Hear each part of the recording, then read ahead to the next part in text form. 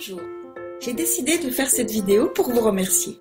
Vous êtes en train de regarder l'introduction de la première partie de cette série de vidéos que j'ai réalisée pour vous aider à stopper, voire même à faire reculer les effets du temps et qui vous permettra de rajeunir et de guérir avec le contenu de votre assiette. Comme vous avez pu le lire, vous débarrasser de vos symptômes, retrouver forme, jeunesse et santé n'est pas spécialement compliqué, mais il y a des clés à connaître, de petites subtilités à comprendre si l'on veut que cela fonctionne. Ces clés, ces petites subtilités, je vais vous en parler un peu plus dans les vidéos suivantes. Elles vont vous permettre, j'en suis sûre, de faire un pas de plus vers la santé que vous désirez, en pleine forme, comme si vous pouviez faire reculer les aiguilles du temps. Parce que c'est tellement agréable de se sentir bien, n'est-ce pas? En forme, sans aucune douleur, souple et plein de vitalité, comme lorsque vous étiez plus jeune. Comme vous le savez, il n'y a pas de hasard dans la vie. Les choses viennent à nous lorsque nous sommes prêts, exactement au bon moment. Reculer les aiguilles de l'horloge biologique, ce n'est pas uniquement apprendre de nouvelles choses, mais c'est se répéter, pratiquer, être conseillé, guidé, jusqu'à ce qu'elles s'imprègnent en vous et deviennent des automatismes.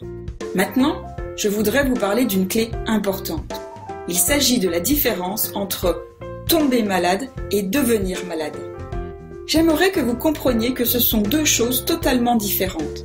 Je fais souvent constater aux personnes qui viennent me voir en conférence que c'est une façon de penser que nous avons depuis très longtemps.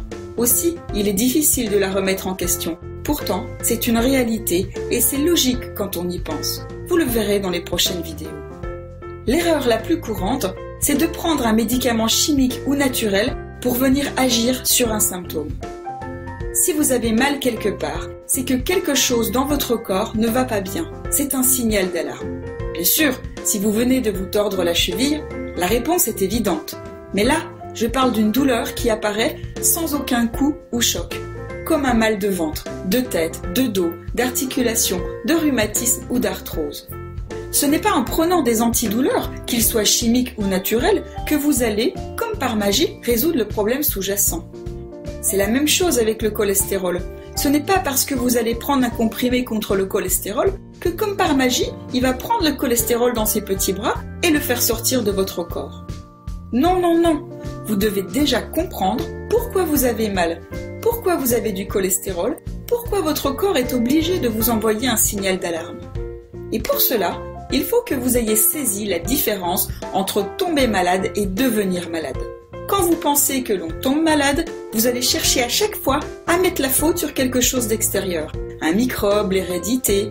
C'est pas de ma faute, ma famille est ainsi. Et vous ne chercherez pas à comprendre la véritable cause.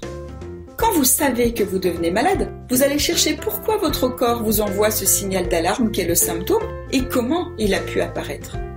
Comment vous comprenez la maladie détermine comment sera votre forme et votre santé de demain. L'erreur la plus courante, ce sont les gens qui pensent qu'un cachet fait comme par magie disparaître la cause du symptôme. Mais non, ce n'est pas ainsi que cela se passe. Le cachet va anesthésier le trajet de la douleur dans le nerf ou agir localement. Mais en aucun cas, il ne va résoudre le problème à l'origine du symptôme. Et c'est là qu'intervient une grande loi, un secret de la vie, un secret de la santé. Vous pouvez agir sur votre santé. Vous ne pouvez pas avoir de prise sur les choses dont vous ignorez l'existence. Vous ne pouvez pas fermer la fenêtre pour empêcher la pluie de rentrer si vous n'avez pas vu qu'il pleuvait. Pour vous, c'est la même chose. Voilà pourquoi le plus gros travail, c'est de savoir voir la différence entre les deux.